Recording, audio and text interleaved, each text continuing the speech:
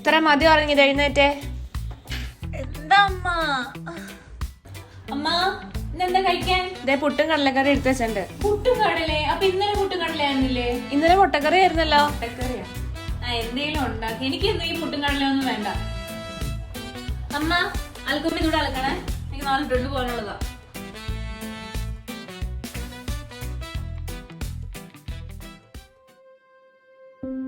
അമ്മ പ്ലീസ് അമ്മ, എനിക്ക് ബാംഗ്ലൂർ പോയി പഠിക്കണം. പപ്പനോട് ഒന്ന് സംസാരിക്കണം പ്ലീസ്. പപ്പ നാളെ 7:30 ട്രെയിന്, എന്നെ വിളിക്കണേ. ഞാൻ ഉറങ്ങാട്ടോ. ശരി എന്നാ.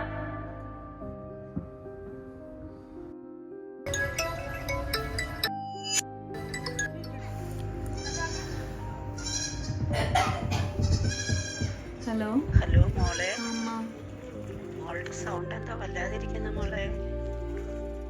എനിക്ക് കുഴപ്പമൊന്നുമില്ല. വല്ലതും കഴിച്ചായിരുന്നോ? ഇല്ല, ഫുഡ് കഴിക്കാൻ സമയം പോണം.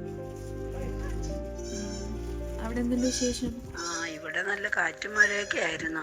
പറമ്പിലാണെങ്കിൽ ചക്കയൊക്കെ വീണ് ഞാനതെല്ലാവർക്കും മുറിച്ചെല്ലാവർക്കും അപ്പുറത്തപ്പുറത്തൊക്കെ കൊടുത്തു. പിന്നെ മോള് ഓക്കെ അല്ലേ? എനിക്ക് കുഴപ്പമൊന്നുമില്ല. അത് ഞാൻ ഉറങ്ങി. അത് ഉറങ്ങിയപ്പോ എഴുന്നേറ്റുള്ളൂ. അതാ. ഞാൻ മോന്റെ ഫീസ് അയക്കാ കേട്ടോ. ഞാൻ ഒത്തിരി പേരോട് ചോദിച്ചു, ആരോടത്തും ഇല്ല. മോൻ വിഷമിക്കണ്ട, ഞാൻ അയക്കാ കേട്ടോ.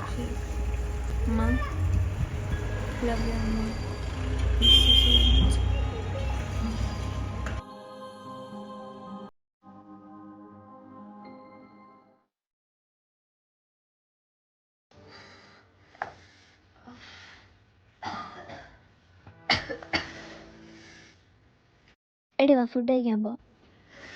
ഇല്ല നിങ്ങൾ പൊക്കോ. ഞാൻ നേരത്തെ അമ്മയോട് ചോദിച്ചായിരുന്നു.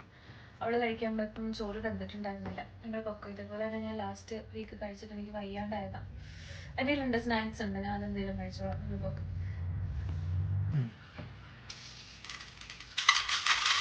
Please don't brush up the ache of homesickness.